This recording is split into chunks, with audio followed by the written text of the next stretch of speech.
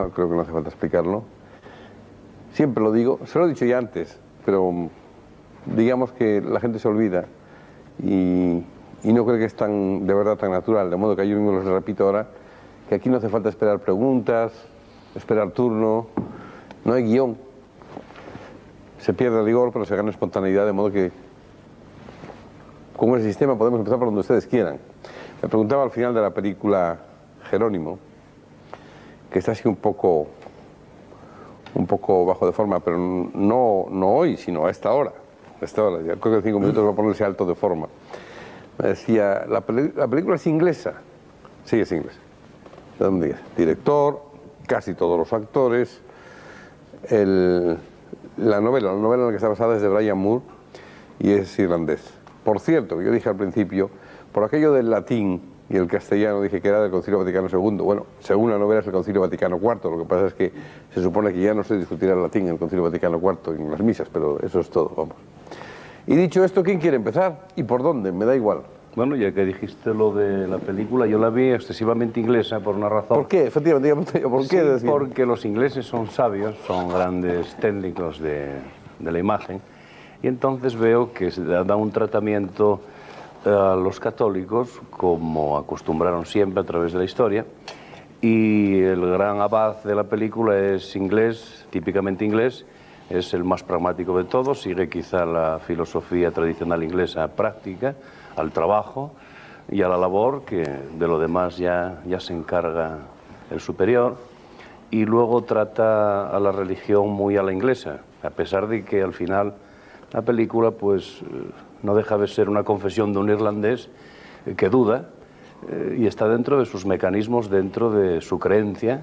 Yo no veo que la película sea escandalosa en absoluto, me parece técnicamente impecablemente católica en lo que ellos... Sí, la verdad que es una discusión entre católicos. Es una discusión interna y es una discusión, una confesión pública como siempre se estiló, y verdaderamente el final pues sigue el inglés dejando esa puñalada que siempre dio como con la duda eterna, aunque ellos en el fondo tampoco dudan porque tienen una religión tan estructuralmente organizada como la católica, o quizás más. Tienen a la reina de papisa y la siguen tan ciegamente o tan fielmente o tan benevolentemente como los católicos puedan seguir a Juan Pablo. Quiero decir que me parece una película normal y corriente dentro de lo... No la encontré nada denunciadora de la esencia religiosa ni de... Es una película blanda, en este sentido. En ese sentido. ¿Hago preguntas o no? Pueden intervenir como quieran, no hay que... Sí, adelante, señor obispo. Y Chicho me parece que también quiere hablar, ¿no? Pues venga. Pero pueden ustedes interpelarse entre sí, ¿eh? Estoy básicamente de acuerdo con Jerónimo sobre la valoración de la película, ¿no? Pero efectivamente es una discusión entre católicos, pero plantea un problema, yo creo, muy específico también y muy singular, propio del posconcilio. Es decir, una figura que quizás se reflexiona poco sobre ella es la del visitador que llega de Roma, representante del Padre General. Claro, la visión del cristianismo que trae este señor... Perdón, señor obispo, por cierto, que Padre General es el jesuita, ¿no? ¿Hay alguno más que sea...? ¿O todos son Padres Generales los de las órdenes? Todos son Padres Generales. Todos son Padres Generales. Es que no sabía yo la nomenclatura exacta en todos los casos, vamos. O sea que plantea un problema muy crudo, a mi entender, muy típico del posconcilio, pero también muy actual. Es decir, el problema de el vaciamiento, de los contenidos del cristianismo, del contenido fundamental del cristianismo, y la sustitución, digámoslo así, de ese contenido fundamental por lo que podríamos llamar causas éticas, causas buenas, o sea, valores evangélicos, auténticos, pero naturalmente que son valores evangélicos que, desconectados del reino o desconectados de la esencia del cristianismo, pues pierden la conexión con el tronco religioso, y entonces el cristianismo queda reducido a un humanismo. Es decir, este me parece que es el esquema mental que trae el visitador encargado del Padre General a la abadía. Lo digo porque quizás es uno de los problemas en que nos encontramos hoy, respecto a la esencia del cristianismo, respecto al tema de qué es el cristianismo. Es decir, ¿cabe una interpretación totalmente secularizada del cristianismo? Porque, claro, las afirmaciones del visitador son afirmaciones rotundas. Por una parte, presenta la faz de un cristianismo humanista, lo que él defiende, y al mismo tiempo con unos tonos de pragmático empedernido, porque argumenta, por ejemplo, diciendo que si seguimos confesando la fe como la hemos confesado hasta ahora, fatalmente se nos irán las masas. Quiero decir que plantea un problema muy actual, es decir, plantea, digamos, en clave de imagen y presenta de un modo plástico ese proceso de agnostización del cristianismo al que asistimos a veces en nuestros días y que se observa en una serie de corrientes, tanto filosóficas como también dentro de algunas teologías. Ahora, lo que coinciden, y ahí se dan algunas paradojas, señor obispo, creo yo, en principio, ¿no? Con muchos ateos. Yo recuerdo un artículo de un ateo, de un filósofo ateo español muy conocido, que decía, estos ya no son mis curas. Entonces él se confesaba no solo ateo, sino anticlerical, en el artículo en cuestión, un artículo escrito brillantemente, y venía a decir, decía que él estaba muy a favor de Juan Pablo II, precisamente por eso decía, es que los curas o son curas o si no, ¿para qué son curas? ¿No? O sea, si no son como los de siempre, a los que somos ateos incluso podamos detestar, realmente ¿para qué entonces hacen? Era más o menos ese tipo de... Esa posición también no es válida, porque eso es querer convertir un poco a la Iglesia en un maniqueo fácil, ¿no? Pensar a la Iglesia de un modo totalmente involucionista, cargada con esas costras del pasado de las cuales ella se va desprendiendo según los tiempos y conservando naturalmente su esencia, y a veces podría haber algunos, ¿no?, que para tener un blanco fácil hicieran una iglesia totalmente involucionista, ¿no? Esto es lo que no es. Bueno, lo decía solo para lanzarlo sobre... Adelante, Pedro. Eu não estou bem de acordo. Estoy de acuerdo con ustedes en el sentido de que estamos dentro de la verdad, y en el sentido contrario que las dos posiciones, la posición del visitador es un poco caricaturizado. El visitador. En lo que respecta, y tratando ya del tema que ha levantado nuestro obispo, que los dos no saben rezar, ni el visitador reza, que tiene dificultades para rezar, y máximo que lo que él hace por la mañana, y también no lo sabe hacer. A mí me parece una caricatura fácil de imaginar que tiene una posición ecuménica como la tiene, la posición de la virtud, la posición de compromiso para su capacidad de rezar. A mí me parece es un punto que no estoy de acuerdo con ese punto. Me pareció una visión un poco fuera de la gente que no conoce el movimiento que está dentro de la Iglesia. Sí. Sí. Prosiguiendo el tema que ha sacado el profesor Oliveira, a mí en el filme me ha resultado dramática y por eso muy interesante la figura del abad que no reza, porque tiene dificultades profundas de creer. Me parece efectivamente que el visitador, todo el tema de renovación que supuso el Vaticano II, de alguna manera lo presenta un poco light, ¿no? Pero también hay un tema de fondo, que es que esos monjes agarrados a una fe milagrosa como roca, esa comprensión que tienen de la Eucaristía, por supuesto se ve sacudida por el progreso mismo de la teología de la Eucaristía. Esa fe necesita también ser rejuvenecida. ¿Se puede intuir de todas maneras que el autor, en este caso probablemente el novelista, toma partido más bien por reducir los calificativos, pero en fin, por los conservadores en este caso?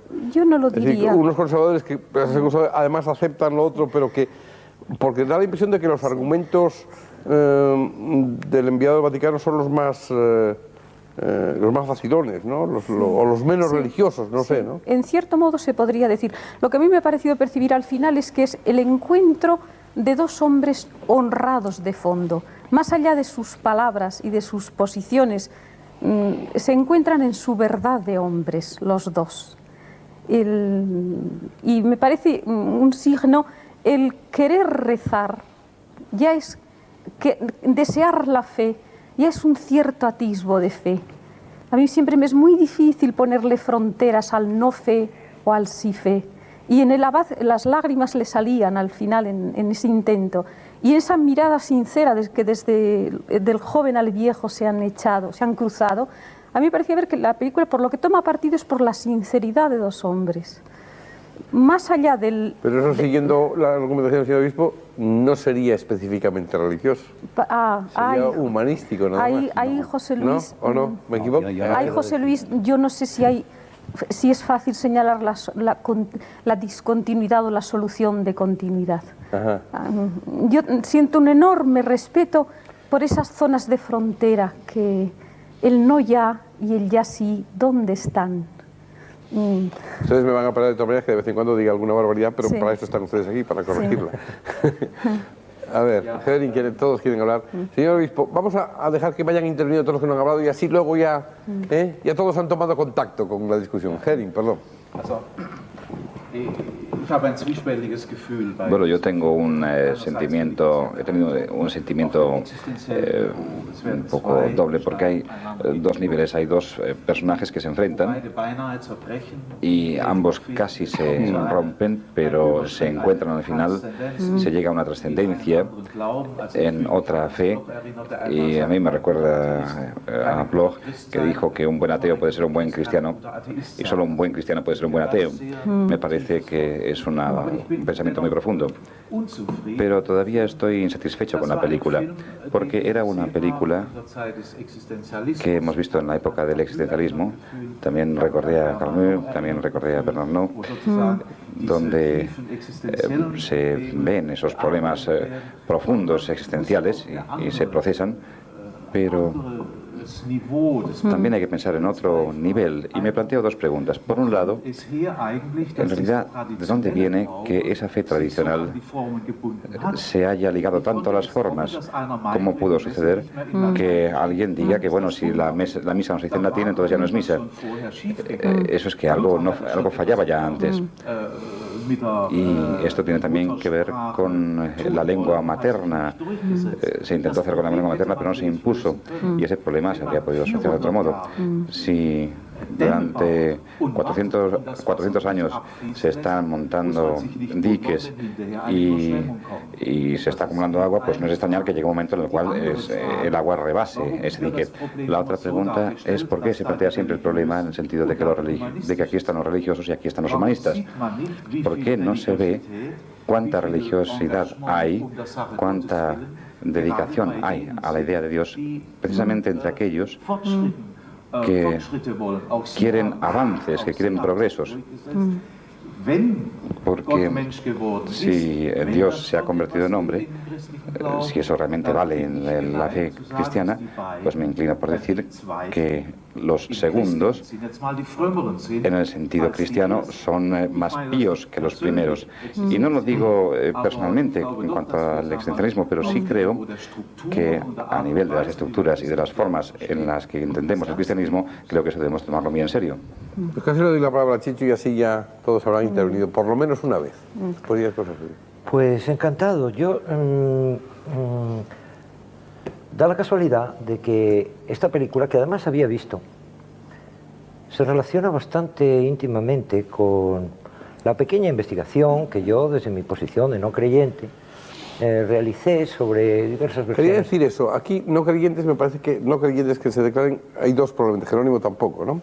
Jerónimo y Chicho no, correcto. Los demás todos son creyentes, ¿no? Yo luego lo explicaré un poco más largo. Vale, muy bien, no, pero era un poco para que los espectadores sepan quién es cada uno, o por lo menos las posiciones de partida, vamos.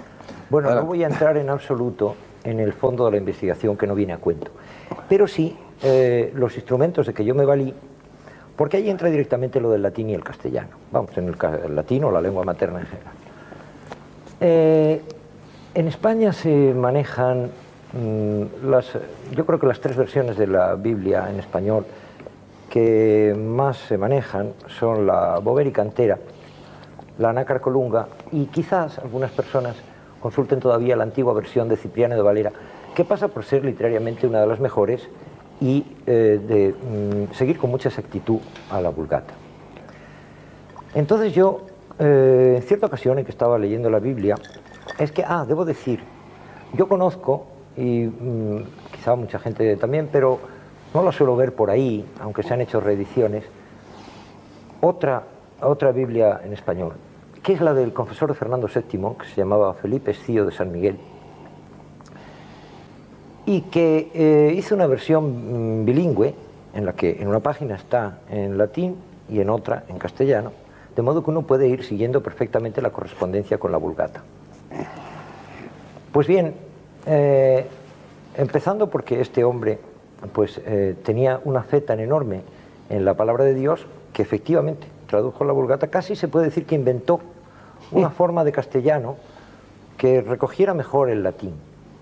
Entonces yo pues, me eché de ver que en las versiones modernas, la de Boveri i Canteri, la Nácar Colunga, y también en la Cipriano de Valera, había divergencias con la Vulgata, a mi juicio aprovechando el hecho de que no estaba el texto latino al lado.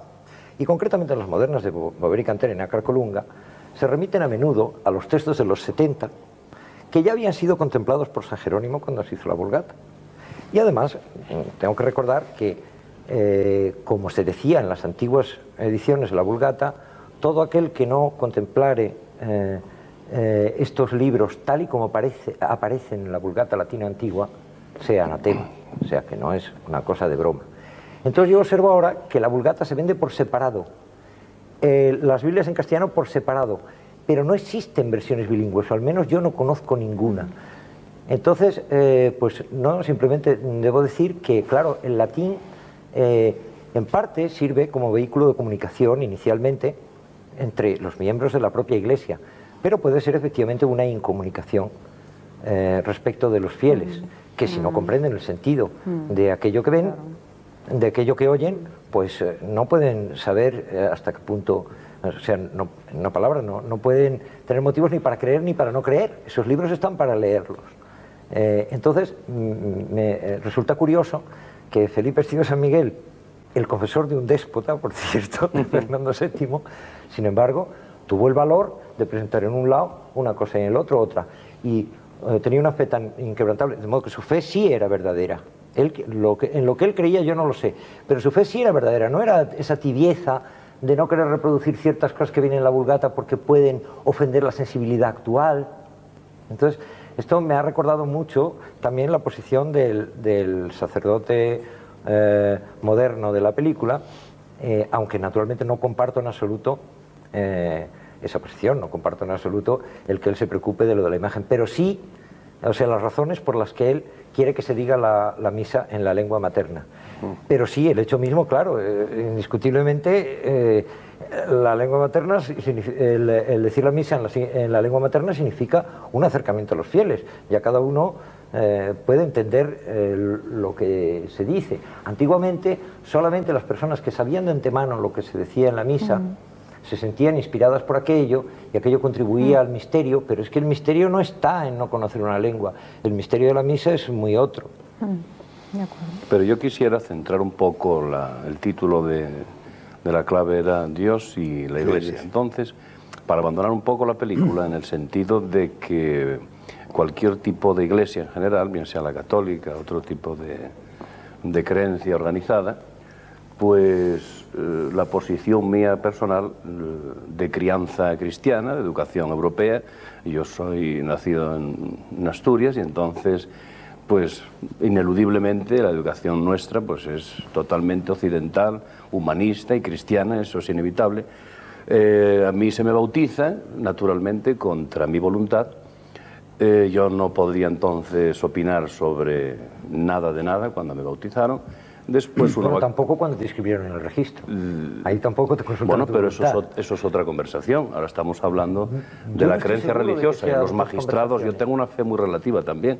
Pero pues eso te es digo otra cosa. Que no vamos a sustituir la fe en algo muy digno. No, pero vamos a los hechos de que a mí se me llame, por ejemplo, o se me llamó en una época católico y cristiano, cuando yo no me considero ni católico, ni cristiano, ni protestante, ni budista, ni ateo, ni agnóstico. Yo no me considero nada más que un ser humano que está aquí en general cumpliendo lo que se llama el ciclo del nitrógeno. Bueno, o sea, pero reconoce, es una cosa muy simple, muy materialista. Las humanas en las que tú puedas creer que han llegado bajo su forma cristiana. En ese sentido, aunque no seas creyente, sí eres cristiano. Bueno, a mí me llegan muchas cosas del aire. Lo que me llega del sol me llega en forma solar. Y sin embargo, pues yo no me pongo mirando al sol para adorarlo porque el sol me dé calor. O sea, puedo admirar el calor que da, puedo admirar... He dicho eso, yo solo matizaba tu afirmación de que no eres pero cristiano, quiero decir, porque yo de cierta forma, pues sí, soy sin cristiano. la discusión, que a mí lo que me interesa es la posición de las iglesias en general, tanto la católica, o cualquier otra iglesia o cualquier otra religión organizada, de tipo burocrático, de tipo estatal, que es como yo la veo como una profesión. Los regidores de las iglesias para mí son profesionales de una cosa humana, que se dedican a la investigación de la cosa religiosa, que es una creencia como el que puede creer, pues por ejemplo, en que su Dios sea la poesía, o que su Dios sea, pues no sé, el caminar. El Big Bang. El Big Bang tampoco, porque cayó últimamente, los agujeros no son tan negros a pesar de lo que haya dicho el inglés. Y entonces, la posición mía no es ni anticlerical ni antidogmática, porque a mí eso no se me plantea, o sea, no tengo ningún planteamiento contra nada. Pero sí lo que quiero yo saber por parte de ustedes es por qué a los que tenemos esta posición en el mundo, cualquier iglesia nos mira un poquitín, ya sé que no será el caso de ustedes tal vez, pero en general las iglesias de forma oficial miran hacia nosotros como si fuéramos unos desgraciados, como si, en fin, a ver si el Dios de ustedes algún día nos toca. Yo no tengo ningún interés en que esto suceda, y lo único que pido es que no se nos considere como tipos a recuperar, o sea, que se nos deje estar de la misma manera que nosotros dejamos estar a ustedes, que me parece una labor la suya, pues muy interesante, pero yo no les quiero intentar convencer a ustedes a mi situación, y sin embargo sí me gustaría que las religiones en general nos dejaran un poco en paz, porque, si me permiten, desde que la historia del hombre se conoce, aparte de que la historia escrita es muy discutible, San Jerónimo escribió la Vulgata, mi gran tocayo, pero claro, ya se sabe que ya pondría algo de su mano, ya cambiaría, trastocaría, eso ya sería entrar en filología. Sí, bueno, eso... Porque es que ciertas cosas no las diría. Bueno. Puesto a mutilar, habría mutilado cosas que son precisamente las que yo he investigado en los libros primero y segundo de los Reyes. Y entonces yo observo una jerarquía muy fuerte en cualquier tipo de iglesia que se dedican a organizar gente para sus asuntos, sus conveniencias, sus creencias, y que a los que no estamos en esa situación parece ser que cosquilleamos, o sea, estorbamos un poquito y hombre, a ver si este chico tiene suerte, y lo traemos al redil, utilizando la terminología pastoril. Y entonces, pues bueno, pues yo simplemente pediría por parte de los teólogos o de los profesionales de la religión, si me permite la expresión, o pues pediría, pues eso, una cierta tranquilidad hacia el resto, que ustedes estuvieran en su situación y que no intentaran tanto, por ejemplo, inmiscuirse en política, como en enseñanza, como en economías, como en trastocar la historia, y sobre todo no vender el cielo, no vender a Dios, porque creo que cuando en la película a Dios se lo nombra muy poco, solo hablan de comer, de queso, de manteca, se habla de dinero, y en fin, están en su derecho, pero lo que pido para los que están en mi posición, sin nombre en general, una tranquilidad irrecuperable, o sea, en este sentido pacífica.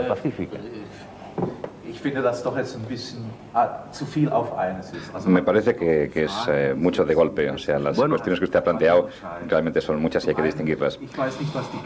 Por un lado, yo no sé lo que es la Iglesia, hay una jerarquía, hay teólogos, hay laicos, hay mujeres, hay creyentes, hay hombres.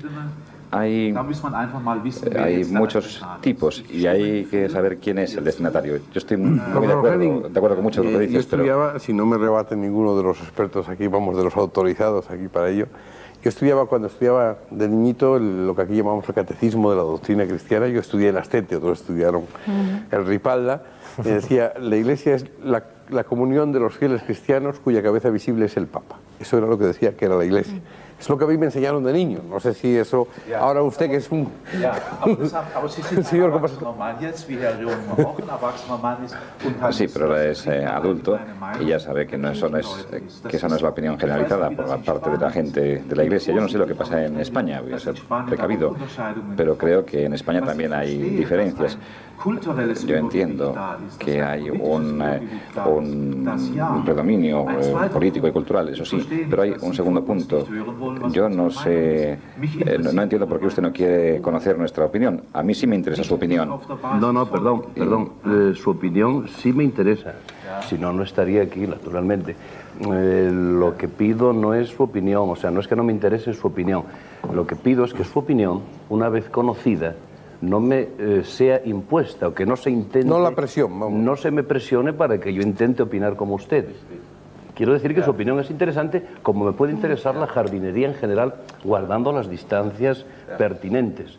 Y sin embargo, nadie puede pretender que yo sea jardinero. No sé si... No, pero la jardinería no trata de explicar el origen del universo. Bueno, hombre, pero ya dije guardando las diferencias. Pero es que son unas diferencias demasiado grandes para guardarlas. No, hombre, no explica el universo, pero una flor también puede explicar el universo perfectamente. Vamos a dejar acabar el argumento del doctor Henning. Perdón, Henning. Quería usted acabar su argumento. Bueno, la segunda cosa es la siguiente. A mí me encantan las conversaciones con disputa, pero noblemente hechas, porque yo puedo aprender mucho de los ateos. Porque la verdad surge desde más del fondo. Le digo que yo no... Antes usted me vuelve a lo mismo. Si me considera ateo, ateo es algo que va en contra de un Dios. Por lo visto va contra de, y esa no es mi posición. Yo no quiero estar contra de nada, quiero estar en la tierra pacíficamente, oyendo y viéndolo todo.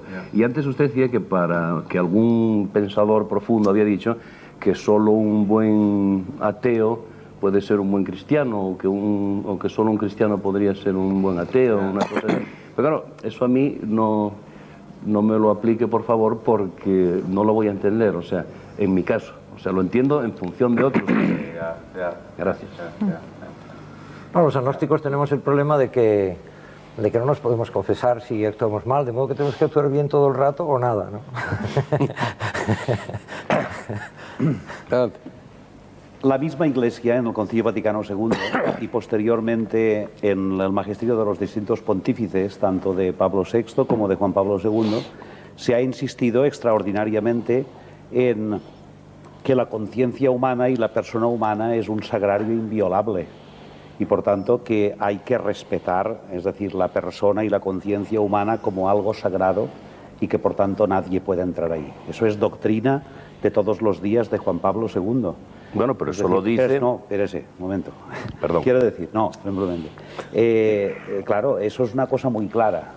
Ahora, yo pienso, es mi opinión también, que todos debemos estar abiertos. Claro. Es decir, y por tanto, vamos a ver, tan, digamos, un poco presuntuosa, permítaseme la palabra, o incluso podríamos tildarla de un poco orgullosa es decir, digo yo, una persona que presuma tener toda la verdad y nada más que la verdad y tal, yo eso no lo he dicho. ¿cómo? Ya, que sería una postura, digamos, dogmática. Tampoco. No.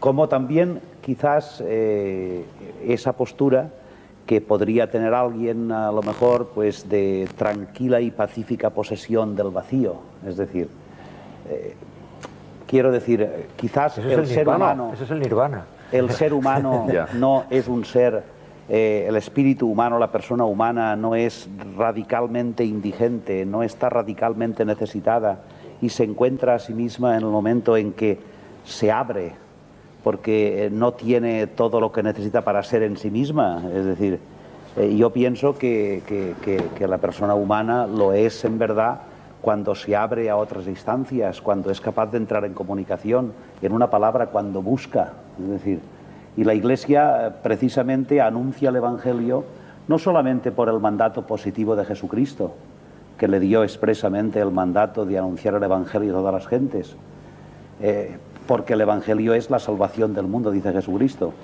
sino porque también parte del supuesto de que en toda persona humana está actuando el Espíritu de Dios y urgiendo ese espíritu a esa persona a la fe, para que se encuentre a sí misma. En todos en los que sientan así. O sea, usted dice que Dios actúa sobre todos los seres humanos. No, hay muchas personas que no sienten eso. Que lo sienten, hay personas que no lo sienten. No, pero es que usted dice que Dios actúa en los que lo sienten y en los que no lo sienten. Claro, la definición de Dios llevaría pues otra vez otros 20.000 años, para llegar a la situación de fe. Unos lo creen es indefinible, y otros pues no tocamos firme, por la razón que sea. Yo no lo voy a llamar por falta de luz ni por falta de nada, son no, yo caracteres. Se lo decía simplemente por la razón de que no quiere usted ser incordiado por nadie, lo cual es muy... No, pero lo digo en plan oficial, no lo digo por ustedes como creyentes. No, yo digo que usted dice que Juan Pablo II,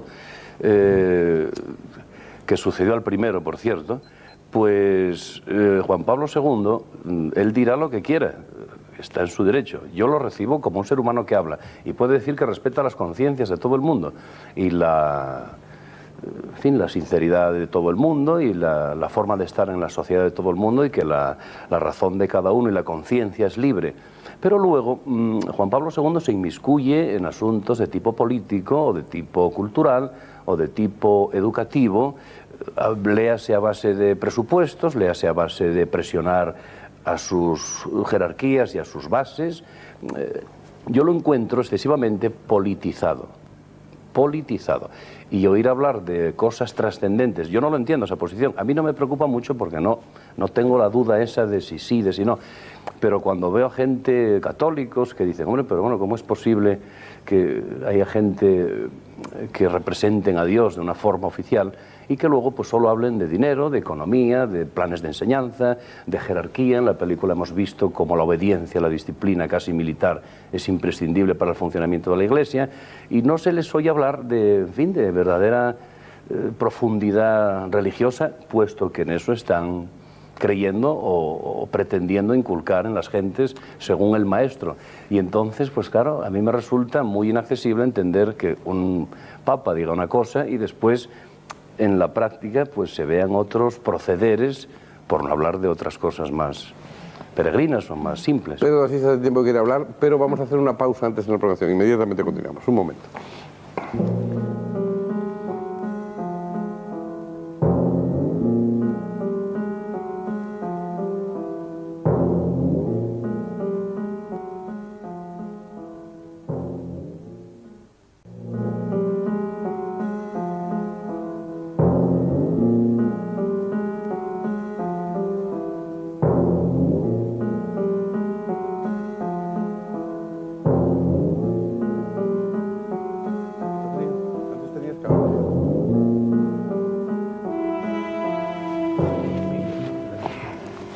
Vamos allá.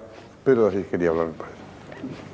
Se colocava aqui o problema de Deus e da Igreja, y profesor Elizondo, que los tres que hablaron aquí, hablando de Dios, no se debe hablar. Que una contemplación, cierta contemplación, que no se debe hablar mucho. Sí, fundamentalmente, precisamente de eso se trata. Y ahora, si quieren hablar así, deben hacer proyectos especiales del reino de Dios. Y si la tradición cristiana trata de eso, de hablar del mundo como creación de Dios, en este sentido, tiene que tener un proyecto especial, un proyecto de sociedad, nueva sociedad que debe construirse con la naturaleza del hombre y de la mujer, que tienen este proyecto de construir esta nueva sociedad, hombres, animales, de la tierra y el universo, en fin, tener este proyecto, y de ahí está la salvación. Las iglesias, que no son las solas, el reino de Dios, naturalmente, el fundamento de toda fe. La iglesia es un medio de salvación, no es otra cosa. ¿Y por qué entonces en una iglesia o en varias iglesias que existen? Perdón un momentito, pero cuando usted habla de salvación, ¿de salvarnos de qué? de salvarnos da infelicidade? La ley de felicidad, de esta situación, del sufrimiento que se apodera de todos nosotros. Nosotros nacimos para ser felices. Todo ser humano que nace debe ser feliz en esta vida. Y la tierra que nos propone todas las posibilidades naturales, y debemos tener nuestros proyectos para construir construir una vida feliz. Entonces, cuando tropezamos con las religiones me parecen como un recurso, como un método para poder construir esta vida mejor, esta vida feliz. Lo importante es que el ser humano debe participar en estos proyectos. ¿Qué son las religiones? Las religiones no son más que un lenguaje especial para poder hablar de los proyectos de construir un futuro mejor. Y existen tantos lenguajes como existen tantas religiones, naturalmente. Y como es el método más adecuado para poder hacerlo, pienso yo. Entonces yo debo hablar de estos proyectos, y por eso son católicos aquellos que quieren construir esta vida mejor.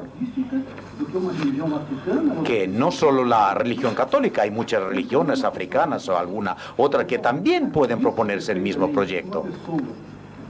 Una persona que conoció, por ejemplo, dice que está participando en el proyecto de la creación de una nueva sociedad, que está construyendo un nuevo futuro, y quieren hablar de este proyecto precisamente, y me parece que ahí sería diferente. Esta es la posición mía, es muy católica, pero yo creo que al mismo tiempo es una posición universal. La confesión de Jerónimo Granda me ha hecho pensar en que quizá, y nosotros creo que es honrado reconocer, yo recuerdo el gesto de grandeza de Pablo VI besando los pies de Atenágoras, fue un gesto de grandeza. Reconocer que en nuestra historia quizá hemos olvidado demasiado que el Evangelio, el anuncio, es oferta, es si quieres, es muy clave en el Evangelio, si quieres.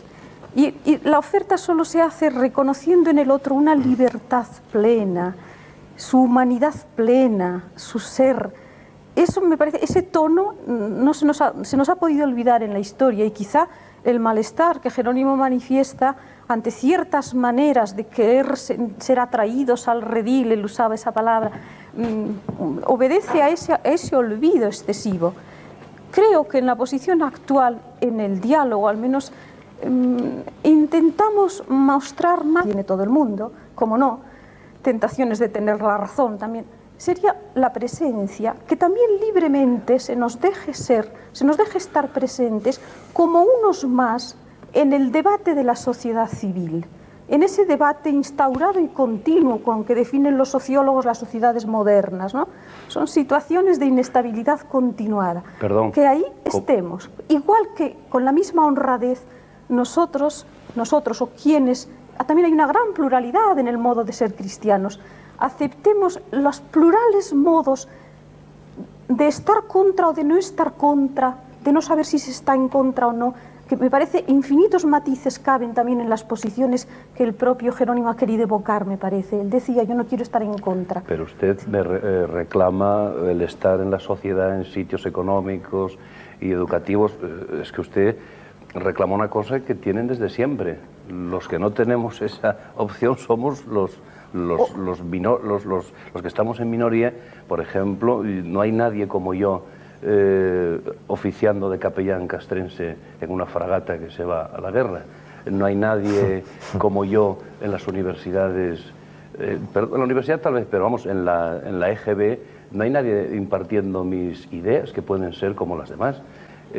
Ustedes sí llevan miles de años impartiendo sus ideas, unas veces acertadamente, otras veces, en el caso nuestro nos limitamos casi un poco a padecer y estar allí y decir, bueno, pues ya están aquí estos otra vez con esta monserga, por utilizar esa cosa, y tenemos que pasar humildemente y decir, bueno, pues ¿qué vamos a hacer? Estamos aquí y estos son más, son la fuerza, pero no tenemos nosotros la manera de defendernos. ¿Acaso no ha habido también presión y persecución hacia los que creían en cualquier religión por parte de los que ponían su fe en otras cosas? Naturalmente. Pero es que yo estoy en contra de cualquier tipo de imposición. De acuerdo.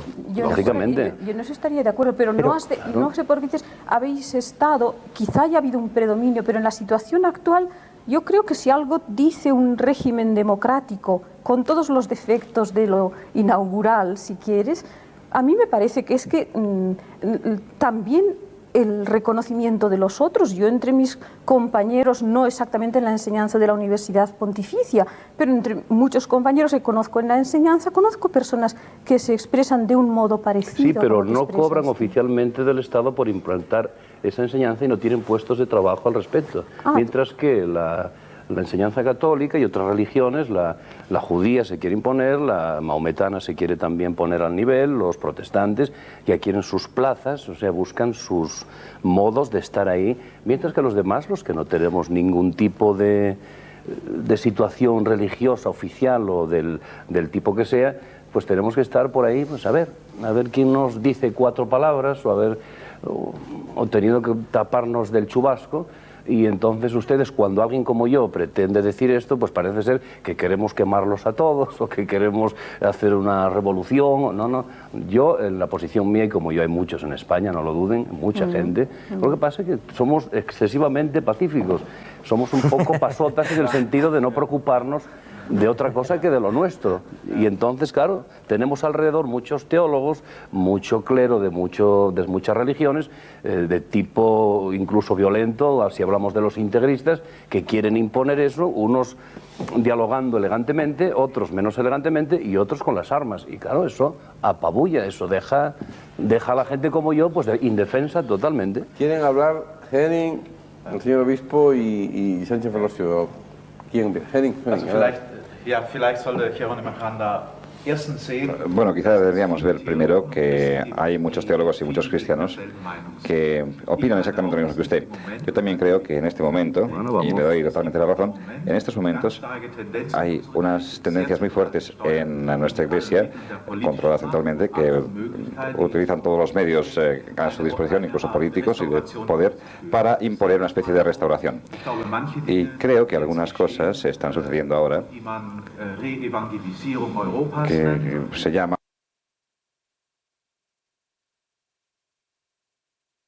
se está haciendo con unos medios equivocados.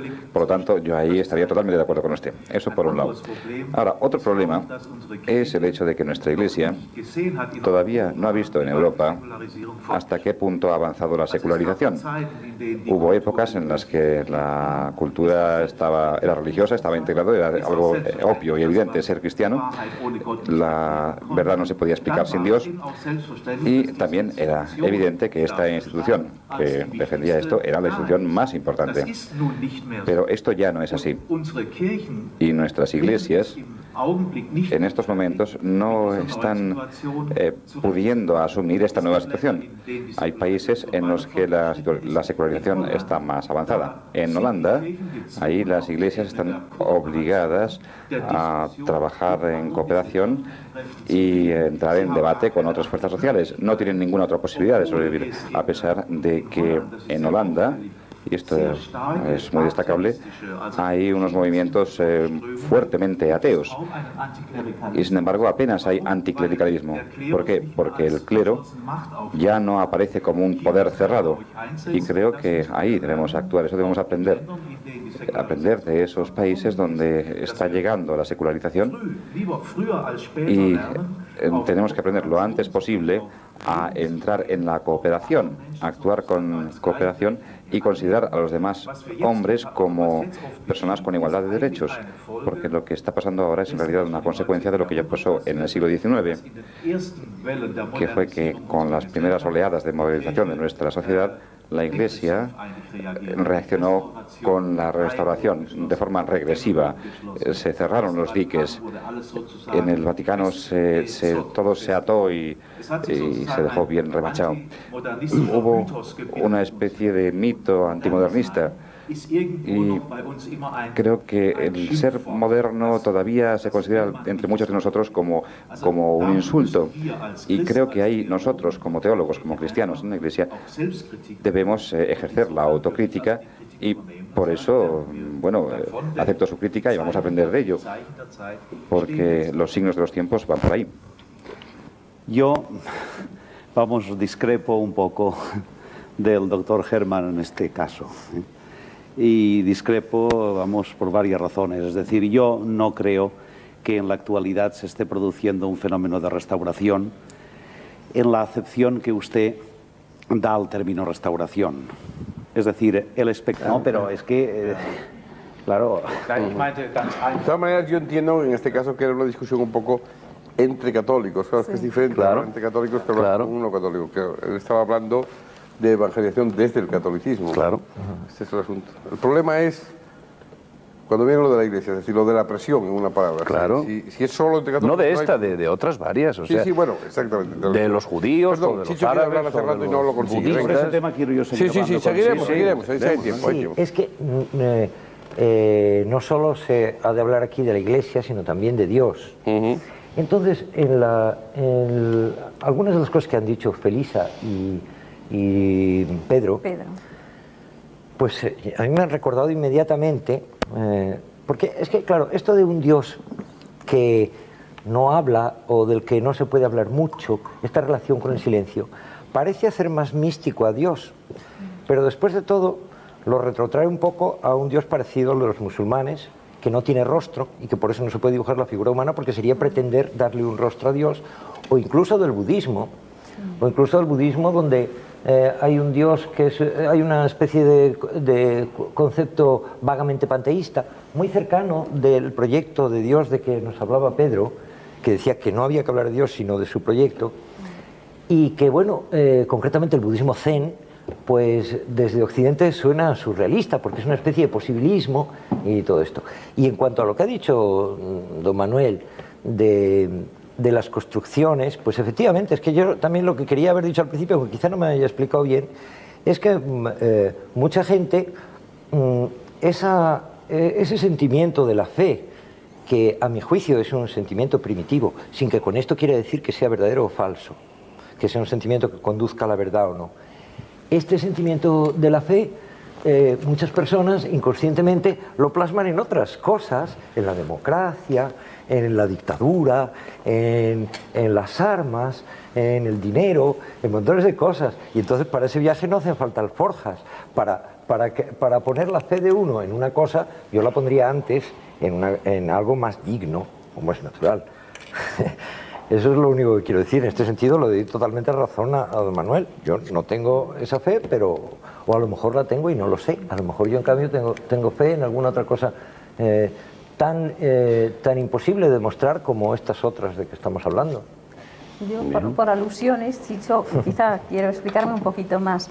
Cuando yo he hablado de que a Dios, al menos personalmente, me produce una cierta timidez, era no porque crea que no se deba hablar en absoluto de Dios, sino yo misma iba a decir de qué me ganaría la vida, que tenemos que ser realistas, ¿no? Incluso con esa honradez lo quiero decir, ¿no? Los que trabajamos en la enseñanza de la teología vivimos de eso, y es que tenemos que ser, pues, sin que yo quiera decir que solo sirve para eso, para vivir, pero bueno, también lo reconozco. Pero yo quería decir que me parece más honrada la posición del creyente que habla de Dios en la medida sin querer explicar lo inexplicable, es decir, curarnos un poco en salud de lo que ha sido el exceso del racionalismo en la teología. Y la vía de hablar de Dios, no voy a entrar en una discusión que usted conocerá muy bien, todo el tema de la analogía y las analogías entis, etcétera, etcétera. La analogía de Cristo es la importante, es decir, es Jesús el que ha hablado del modo más adecuado, con lo que ha dicho, con lo que ha hecho, con su actitud, así lo creemos los cristianos, es el que ha hablado del modo más adecuado de Dios. Y más aún, llegamos a decir, ha hablado definitivamente, sin que esto no quiera decir que el Espíritu nos enseñe cosas mayores. Eso es lo que creemos. Por esa vía tenemos un camino para hablar de Dios. En la medida en que Dios ha hablado de sí mismo, sobre todo en los que creemos en la tradición judeocristiana de la Biblia, y los que creemos en la figura de Jesús, y que ha hablado de una manera a veces que nos aturde y que en nuestro mismo tiempo redescubrimos de una manera que me parece que nuestro compañero de discusión o tú mismo esta mañana decía, es que los pobres nos gritan fuerte, no entiendo una iglesia que no se preocupe de los pobres. ¿Cómo estamos redescubriendo esta urgencia y esta carencia? Iglesia, pero yo estaba hablando de Dios. ¿Sí? Y digo esto al decir de Dios.